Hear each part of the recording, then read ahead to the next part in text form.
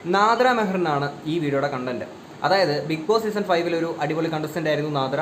അപ്പം നാദ്ര കാരണമാണെങ്കിൽ ട്രാൻസ്ജെൻഡർ കമ്മ്യൂണിറ്റിയോട് കേരളത്തിലെ ഒട്ടുമിക്ക ജനങ്ങൾക്കാണെങ്കിൽ ഒരു റെസ്പെക്ട് കാര്യങ്ങളൊക്കെ തോന്നിയിട്ടുണ്ടായിരുന്നു. കാര്യം നാദ്രയുടെ അതിനകത്ത പെർഫോമൻസ് അതേ രീതിയിലായിരുന്നു അല്ലേ.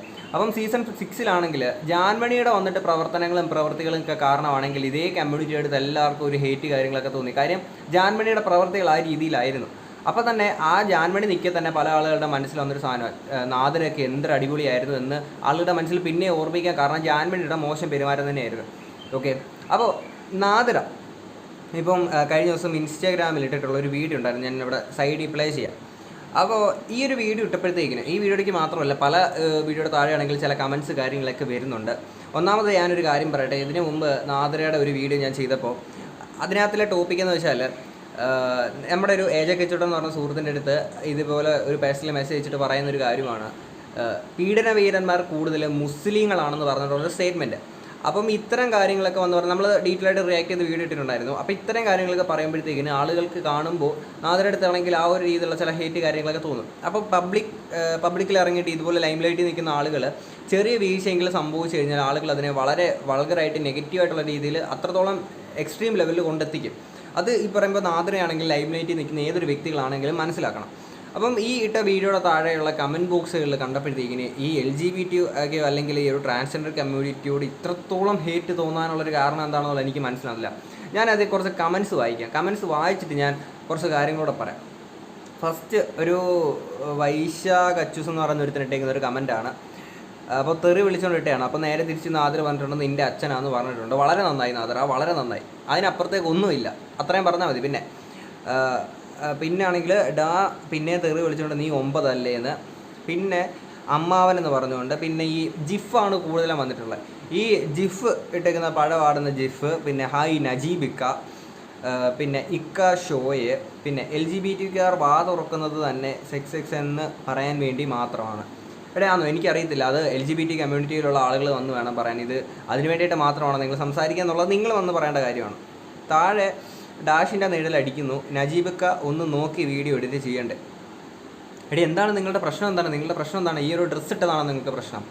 ഇങ്ങനൊരു ഡ്രസ്സ്, ഒരു ട്രാൻസ്ജെൻഡർ ആയിട്ടുള്ള ഒരു വ്യക്തി ഇങ്ങനത്തെ ഡ്രസ്സുകൾ, സ്കേർട്ട് കാര്യങ്ങൾ ഇതൊന്നും ഇടാൻ പാടില്ല എന്നുള്ളതാണോ നിങ്ങളുടെ പ്രശ്നം? അല്ലെങ്കിൽ ശരീരത്തിൽ ഏതെങ്കിലും ഭാഗം കണ്ടു എക്സ്പോസ് ചെയ്ത് എവിടെയെങ്കിലും ഒക്കെ ഇട്ടു എന്നുള്ളതാണോ നിങ്ങളുടെ പ്രശ്നം? അപ്പം ഈ ആണിനും പെണ്ണിനും ഇഷ്ടമുള്ള രീതിയിൽ ഡ്രസ്സ് ധരിക്കാം. ഒരു ട്രാൻസ്ജെൻഡർ കമ്മ്യൂണിറ്റിയുള്ള ഒരു വ്യക്തിക്ക് ഇഷ്ടമുള്ള ഡ്രസ്സ് ധരിക്കാനുള്ള സ്വാതന്ത്ര്യം നമ്മുടെ നാട്ടിലില്ല അല്ലേ? എന്തായാലും കൊള്ളാം. അപ്പം ഇങ്ങനെ അടുത്തത് നജീബ് എന്ന് പറഞ്ഞുകൊണ്ട് ഇക്ക കുക്ക് ചെയ്യുന്നു, ഒന്നും അങ്ങോട്ട് മെനയാകുന്നില്ലല്ലോ ഇക്ക, ചേട്ടൻ പൊളിയാണ്. അപ്പം ഇവർക്കെല്ലാവർക്കും ഇപ്പം നാദ്ര എന്ന് പറയുന്ന ഒരു ലേഡിയായി മാറിയത് അക്സെപ്റ്റ് ചെയ്യാനുള്ള ബുദ്ധിമുട്ടാണ് ഈ കാണിക്കുന്നത്. സുന്ദരനായിട്ടുണ്ട്. നജീബിക്ക വട്ടം കറങ്ങുമ്പോൾ ശ്രദ്ധിക്കണേ. എന്നിട്ട് അറിഞ്ഞ മണിയുടെ ഒരു സ്റ്റിക്കറും വെച്ചിട്ടുണ്ട്. ഡ്രസ്സിൻ്റെ നീളം അധികം കുറയ്ക്കണ്ട, നജീബിക്ക തുമ്പിക്കൈ കാണും. അപ്പം ഞാൻ നിൻ്റെ അടുത്ത് ഞാൻ ഒരു സംശയം ചോദിച്ചിട്ടാണ് മോനെ, നിൻ്റെ അച്ഛൻ ഇതുപോലെ മുണ്ട് മടക്കി കുത്തിയെടുത്ത് റോഡിൽ കൂടെ നടക്കുമ്പോൾ നീ ഇതുപോലെ വന്ന് പറയുമോ അച്ഛൻ മുണ്ട് താത്തിട ഇല്ലെങ്കിൽ മണി കിലുങ്ങൊന്നും ഇങ്ങനത്തെ കാര്യങ്ങളൊക്കെ നീ നിൻ്റെ അച്ഛൻ്റെ അടുത്ത് പറയുമോ? അച്ഛൻ്റെ അടുത്ത് പറയുമോ നീ? അല്ലെങ്കിൽ നിഴൽ കാണുമെന്ന് നീ പറയുമോ?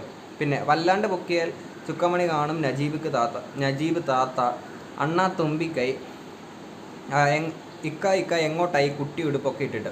ഇതാണ് സംഭവം. കുട്ടി ഉടുപ്പിട്ടതാണ് ഇവരുടെ പ്രശ്നം. ഡ്രസ്സിങ് ആണ് ഇവരുടെ പ്രശ്നം. ട്രാൻസ്ജെൻഡർ ആയിട്ടുള്ള ഒരു വ്യക്തി നല്ല രീതിയിൽ ഡ്രസ്സ് ധരിക്കാൻ പാടില്ല, അല്ലെങ്കിൽ അവരുടെ ഇഷ്ടമുള്ള രീതിയിൽ ഡ്രസ്സ് ധരിക്കാൻ പാടില്ല. ഓക്കെ, നജീബിക്ക പോയി മുണ്ടും ഷർട്ടും ഇട്ടുകൊണ്ട് നടക്കട. 3 കാലുള്ള പെൺകുട്ടി നജീബിക്ക ഫുൾ ഇത് തന്നെ. എന്നിട്ട് കുറേ ജിഫ്, വേറെ കുറേ സാധനങ്ങൾ വായിക്കാൻ പറ്റാത്ത കുറേ സാധനമുണ്ട്, അതൊന്നും ഞാൻ വെക്കുന്നില്ല. പിന്നെ തുമ്പ് കാണാതിരിക്കാൻ സാധനം മുകളിലോട്ട് മടക്കി വെച്ച് ചുടിക്കയർ കൊണ്ട് കെട്ടി വെച്ചിട്ടാകും കുണ്ടൻ നജീബ്. സൂപ്പർ.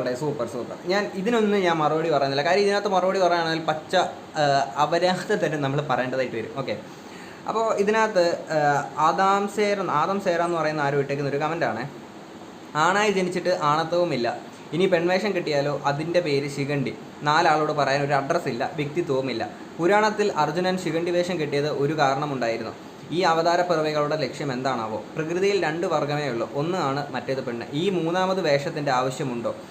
ആണായി ജീവിക്കാത്തത് കൊണ്ട് അവർ കൂടെ നിർത്തൂല. ഇനി പെണ്ണുങ്ങളുടെ കൂടാന്ന് വെച്ചാലോ അവർ നല്ല പച്ചമടൽ വെട്ടി നടുംപുറം അടിച്ച് പരത്തും. ഇനി വല്ലോനും എങ്ങാനും എന്തേലും മിണ്ടിയാൽ അവന് മനുഷ്യത്വമില്ല, മനസാക്ഷിയില്ല. നിലനിൽപ്പിന് വേണ്ടി ഇവരുടെ ന്യായീകരണങ്ങൾ ശ്രദ്ധേയമാണ്. ചോദ്യം ചെയ്യുന്നവരെ എന്തോ മഹാ അപരാധം ചെയ്തു എന്ന് നിലപാട് വായടപ്പിക്കുന്നു. അത് ഓശാന പാടാൻ വേറെ കുറേ എണ്ണവും. ഓക്കെ, നല്ല എന്താ പറയുക, ഒരു ഹെൽത്തി ആയിട്ടുള്ളൊരു കമൻറ്റായിട്ട് എനിക്കിത് മാത്രമാണ് തോന്നിയിട്ടുള്ളത്. ഓക്കെ, പറഞ്ഞ കാര്യങ്ങളൊക്കെ മനസ്സിലാക്കാൻ പറ്റും. ഒരു ആണിൻ്റെ കൂടെ പോയി കഴിഞ്ഞാൽ പല ആളുകൾ അടുപ്പിക്കില്ല, പെണ്ണിൻ്റെ കൂടെ പോയി കഴിഞ്ഞാൽ പെണ്ണുങ്ങളും അടുപ്പിക്കില്ല, ഇങ്ങനത്തെ പ്രശ്നങ്ങൾ. ഇനി ഞാൻ ഈ വീഡിയോക്കകത്ത് സംസാരിക്കുമ്പോൾ ഞാൻ എപ്പോഴും എൻ്റെ ആദർശങ്ങളൊക്കെ ഞാൻ വീഡിയോക്കകത്തൂടെ പറയുമ്പോഴാണെങ്കിൽ ഞാനത് ചെയ്യുന്നുണ്ടോ എന്ന് നോക്കിയിട്ട് മാത്രമേ ഞാൻ ആ കാര്യങ്ങൾ സംസാരിക്കാറുള്ളൂ. എൻ്റെ ആദർശമാണെങ്കിൽ ഞാൻ പറയാറുള്ളൂ. എന്നെക്കൊണ്ട് ചെയ്യാൻ പറ്റാത്ത ഞാൻ ചെയ്യുന്നില്ല എന്നുണ്ടെങ്കിൽ ഞാൻ ആ സാധനങ്ങൾ പറയാറില്ല. ഈ ട്രാൻസ്ജെൻഡർ കമ്മ്യൂണിറ്റി, LGBTQ കമ്മ്യൂണിറ്റി ഒക്കെ ആണെങ്കിൽ എനിക്ക് ആദ്യ കാലഘട്ടത്തിലാണെങ്കിൽ എനിക്ക് ഇത് ഉൾക്കൊള്ളാനെ കൊണ്ട് എനിക്കൊരു ബുദ്ധിമുട്ടുണ്ടായിരുന്നു. ഇതെന്തോന്നിടെ ഇതെന്നൊക്കെ ഞാൻ ചിന്തിച്ചിട്ടുണ്ട്, ഇല്ലാന്ന് ഞാൻ പറഞ്ഞില്ല, ഞാൻ ചിന്തിച്ചിട്ടുണ്ട്. ഇതിന് ശേഷമാണ് എനിക്ക് കുറച്ച് കാര്യങ്ങൾ മനസ്സിലാവുന്നത്. കാര്യം എന്ന് വെച്ചാൽ എനിക്ക് അന്ന് അങ്ങനെ തോന്നാനുള്ളൊരു കാരണം എന്താണെന്ന് വെച്ച് കഴിഞ്ഞാൽ, നമ്മൾ സ്ഥിരമായിട്ട് എന്നും കാണുന്ന ഒരു സംഭവത്തിൽ നിന്ന് പെട്ടെന്ന് വ്യത്യാസമായിട്ട് മറ്റൊരു കാര്യം കാണുകയും നമ്മുടെ സമൂഹത്തിൽ ഇത് നോർമലൈസ് ആവുകയും ചെയ്യുമ്പോഴത്തേക്കിന് എനിക്ക് കിട്ടുന്ന അയ്യോ ഇതെന്ത് ഇങ്ങനെ എന്നുള്ളൊരു സംഭവം എനിക്ക് വന്നിട്ടാണ് ഈ ഒരു സംഭവം വന്നത്. പിന്നീട് ഞാൻ വീണ്ടും ചിന്തിച്ചു, കാര്യം എടാ ഇവരെല്ലാവരും മനുഷ്യർ തന്നെയല്ലേ, ഇവർക്ക് എന്താണ് ഒരു കുഴപ്പം? ഇവർക്ക് ഇഷ്ടമുള്ള രീതിയിൽ ജീവിക്കാം, അവരാരെയും മറ്റൊരാൾക്ക് ബുദ്ധിമുട്ടുണ്ടാക്കുന്ന രീതിയിൽ അവർക്ക് ഇഷ്ടമുള്ള കാര്യങ്ങൾ ചെയ്യാം. സോ വാട്ട്, അത് അവരുടെ ഇഷ്ടമാണ്, അവർക്കത് പ്രശ്നമില്ല. പിന്നെ നിങ്ങൾക്ക് എന്താണ് പ്രശ്നം? അപ്പോൾ എനിക്ക് എന്താണ് പ്രശ്നം? ഞാൻ എന്നോട് തന്നെ ചോദിച്ചു. അപ്പം നീ അത് അക്സെപ്റ്റ് ചെയ്യണം. അക്സെപ്റ്റ് ചെയ്യാൻ പറ്റുന്നില്ല എന്നുണ്ടെങ്കിൽ അത് നിൻ്റെ തെറ്റ്, അതായത് എൻ്റെ തെറ്റാണ്. ഞാനപ്പോൾ അവിടുന്ന് എനിക്ക് മാറി ചിന്തിക്കാൻ എനിക്ക് കഴിഞ്ഞു എന്നുള്ളതാണ്. പിന്നെ ഈ കമൻ്റ് ഇട്ടൊരു വ്യക്തി പറയുന്നൊരു കാര്യമുണ്ട്, ഇവർ എന്താ പറയുക, ഒന്ന് ആണായിട്ടും പെണ്ണായിട്ടും രണ്ടിടത്ത് ഉൾപ്പെടാൻ പറ്റുന്നില്ല എന്നുള്ള രീതിയിലുള്ള സാധനങ്ങളൊക്കെ പറയുന്നുണ്ട്. ഇനി ഞാൻ ഇങ്ങോട്ട് പറയുന്ന കാര്യങ്ങൾ കുറച്ച് ഫിലോസഫിക്കലായിരിക്കും. നിങ്ങൾക്ക് കേൾക്കുമ്പോൾ എത്ര പേർക്ക് അത് ഉൾക്കൊള്ളാൻ പറ്റുമെന്ന്, എത്ര പേർക്ക് ഡൈജസ്റ്റ് ആവുമെന്ന് അറിയത്തില്ല. എനിക്ക് ചിലപ്പോൾ ഞാൻ കിളിയാന്ന് കഞ്ചാവെന്ന് നിങ്ങൾ ചിലപ്പോൾ പറഞ്ഞാളെ, എനിക്കിതൊന്നും പ്രശ്നമില്ല. എന്നാലും ഞാൻ പറയാനുള്ള കാര്യം ഞാൻ പറയും. ഓക്കെ, സംഭവം എന്താണെന്ന് വെച്ചാൽ, ഇങ്ങനെ ഈ ട്രാൻസ്ജെൻഡർ കമ്മ്യൂണിറ്റി, LGBT കമ്മ്യൂണിറ്റി, ഇവിടെയൊക്കെയുള്ള ആളുകൾ എന്തോ വലിയ അപരാധം ചെയ്ത ആളുകളാണെന്ന് നിങ്ങൾ മനസ്സിലാക്കുന്നുണ്ടെങ്കിൽ ഒറ്റ കാര്യം നിങ്ങൾ ചിന്തിക്കുക. ഈ പറയുന്ന നിങ്ങളും ഞാനും ട്രാൻസ്ജെൻഡർ കമ്മ്യൂണിറ്റിയിലുള്ള ആളുകളും LGBTQയിലുള്ള ആളുകളും ഇവരെല്ലാവരും എന്താണ് ശരിക്കും? ഭൂമിയിൽ നമുക്ക് ഈ നമ്മുടെ പരിചയത്തിൽ, അറിവിൽ ഈ ജീവനുള്ള ഒരു ഗ്രഹം എന്ന് പറഞ്ഞാൽ നമ്മുടെ ഭൂമി മാത്രമാണ്. ജീവിക്കാനെ കൊണ്ട് ജീവനുള്ള വസ്തുക്കൾക്ക് ജീവിച്ച് തീർക്കാൻ കിട്ടിയിട്ടുള്ള ഒരു സ്ഥലം മാത്രമാണ് ഭൂമി. ഇവിടെ ഉള്ള എല്ലാ ജീവിജന്തുക്കളെയും പോലെയുള്ള ഒരു ജന്തുക്കൾ മാത്രമാണ് നമ്മൾ. ഓക്കെ, നമ്മൾ മനുഷ്യരെന്ന് പറയുന്ന നമ്മൾ വലിയ എന്തോ പ്രത്യേകതരമായിട്ടുള്ള ഒരു മഹാസംഭവമാണെന്നൊന്നും ആരും തെറ്റിദ്ധരിക്കേണ്ട. കാരണം എന്ന് വെച്ചാൽ മനുഷ്യനിൽ തന്നെ പല മനുഷ്യ വിഭാഗങ്ങളുണ്ടായിരുന്നു. നിയാണ്ടർത്താൽ ഇങ്ങനത്തെ കുറച്ച് സംഭവങ്ങളുണ്ട്. നമ്മളേതാണ് ഹോപ്പോസാപ്പിയൻസ്. ഈ നിയാണ്ടർത്താൽസ് അങ്ങനെ കുറേ സംഭവങ്ങളെല്ലാം മനുഷ്യർ തന്നെയായിരുന്നു. പ്രതികൂല സാഹചര്യങ്ങളെ, നമ്മുടെ പ്രകൃതിയിൽ നിന്നൊക്കെ ഉണ്ടാകുന്ന പ്രതികൂല സാഹചര്യങ്ങളെ സർവൈവ് ചെയ്ത് മുന്നോട്ട് വരാൻ കഴിയാതെ പോയ ആളുകളെല്ലാം പരിണമിച്ചു പോയി, മീൻസ് ഇല്ലാണ്ടായിപ്പോയി. നമ്മൾ മാത്രമാണ് ഇതെല്ലാം സർവൈവ് ചെയ്ത് ഇപ്പോഴും നിൽക്കുന്നത് എന്ന് വെച്ച് നമ്മൾ ജീവിജന്തുക്കളല്ലാതാവുന്നുണ്ടോ? ഒരിക്കലുമില്ല. പിന്നെ ഇദ്ദേഹം പറഞ്ഞതുപോലെ എന്താ പറയുക, രണ്ട് കൂട്ടത്തിലും ഗണപ്പെടുത്താൻ പറ്റില്ല എന്നൊക്കെ പറയുന്നുണ്ടെങ്കിൽ നിങ്ങൾ മനസ്സിലാക്കുക. സസ്യങ്ങളിലൊക്കെ ആണെങ്കിൽ ഈ ആണും പെണ്ണും ഒരുമിച്ചുള്ള ചില സസ്യങ്ങളുണ്ട്. പിന്നെ ഈ സസ്യങ്ങളുടെ കാര്യം വിട്ട് ജന്തുക്കളുടെ കാര്യം പറയുകയാണെങ്കിൽ നമ്മുടെ ഭൂമിയുടെ ഇവിടെ ജീവൻ്റെ ഏറ്റവും തുടുപ്പുണ്ടായിട്ടുള്ളൊരു സാധനം എന്ന് പറഞ്ഞാൽ ഏകകോശ ജീവികളിൽ നിന്നായിരുന്നു. ഇതേ ഏകകോശ ജീവികൾ ആണാണോ പെണ്ണാണോ എന്ന് നിങ്ങൾക്ക് കണ്ടെത്താൻ കഴിഞ്ഞിട്ടുണ്ടോ? ആണാണോ പെണ്ണാണോ എന്നുള്ള സാധനം ഇവർ സ്വയം വിഘടിച്ചല്ലേ രണ്ടായി മാറി, പിന്നല്ലേ ഇങ്ങനെ പറഞ്ഞ പരമ്പര തുടർന്നുകൊണ്ടിരിക്കുന്നത്. അപ്പം അങ്ങനെ ഉണ്ടായിട്ടുള്ള സംഭവമാണ് പിന്നീട് ഇത് മാറി മാറി മാറി വന്ന് ഈ ഒരൊറ്റ ബേസിൽ നിന്നാണ് നമ്മൾ ഈ പറയുന്ന എല്ലാ ജീവിജന്തുക്കളും ഉണ്ടായിട്ടുള്ളത്. അപ്പം അവിടെ നിങ്ങൾ വന്നിട്ട് ഈ പറയുന്ന ഏകകോശ ജീവികളെല്ലാം ആണല്ല പെണ്ണല്ല അതുകൊണ്ട് ഉൾപ്പെടുത്താൻ പറ്റില്ല എന്ന് പറഞ്ഞാൽ എന്താണ് യുക്തി ഇരിക്കുന്നത്? കാര്യം അതൊക്കെ ഉള്ളതുകൊണ്ടാണ് നമ്മളെല്ലാം ഇവിടെ ജീവിച്ച് വന്നിട്ടുള്ളത്. കാര്യം നമ്മുടെ പൂർവികന്മാർ, ഏറ്റവും ഭൂമിയിലുണ്ടായിട്ടുള്ള ആദ്യത്തെ ജീവൻ എന്ന് പറയുന്നത് ഈ ആണാണോ പെണ്ണാണോ ഒന്നും സ്ഥിരീകരിക്കാത്തൊരു സംഭവം തന്നെയാണ്. ഞാൻ പറയുന്നത് തെറ്റാണെങ്കിൽ തിരിച്ചു തരണം കേട്ടോ. എൻ്റെ അറിവിൽ ഈ പറയുന്ന ഏകകോശ ജീവികൾക്ക് ആണാണോ പെണ്ണാണോ എന്നുള്ളതൊന്നും എൻ്റെ അറിവിലില്ല കേട്ടോ. അപ്പോൾ ഓക്കെ, അപ്പം ഇവിടെ അങ്ങനെ വന്നിട്ടുള്ള ആളുകൾ ഒരു മനുഷ്യന്, ഒരു ജീവനുള്ള ഒരു ജന്തുവിന് തനിക്ക് ഇഷ്ടമുള്ള രീതിയിൽ താൻ ജീവിക്കുന്നു. അതാണോ പെണ്ണോ എന്തോ ആയിക്കോട്ടെ, അത് അയാളുടെ ഇഷ്ടം. അത് ജീവിക്കുന്നതിന് നിങ്ങൾക്ക് എന്താണ് പ്രശ്നം? അയാൾക്ക് കുട്ടി ഉടുപ്പിടാൻ പാടില്ല, ഇഷ്ടമുള്ള ഡ്രസ്സ് ധരിക്കാൻ പാടില്ല, അല്ലെങ്കിൽ ട്രാൻസ്ജെൻഡർ കമ്മ്യൂണിറ്റിയുള്ള ഒരു വ്യക്തിയാണെങ്കിൽ ഇങ്ങനെ മാത്രമേ ചെയ്യാൻ പാടുള്ളൂ, ഇങ്ങനെ മാത്രമേ പ്രവർത്തിക്കാൻ പാടുള്ളൂ. നോ മാൻ നോ. ഓക്കെ, മറ്റൊരാൾക്ക് ബുദ്ധിമുട്ടുണ്ടാക്കാത്ത രീതിയിൽ നമ്മളൊരു ജീവനുള്ള ഏതൊരു ജന്തുവിനും ഈ ഭൂമിയിൽ എന്തും കാണിച്ചു കൂട്ടാം. അതാണ് നിങ്ങൾ മനസ്സിലേക്ക് വെക്കുക കേട്ടോ. പിന്നെ ഈ പറയുന്ന ട്രാൻസ്ജെൻഡർ കമ്മ്യൂണിറ്റിയുടെ ഒക്കെ നിങ്ങൾക്ക് ഈ ദുഷിപ്പും വിദ്വേഷമൊക്കെ ഉണ്ടെങ്കിൽ നിങ്ങൾ ജസ്റ്റ് മാറ്റി വെക്കുക.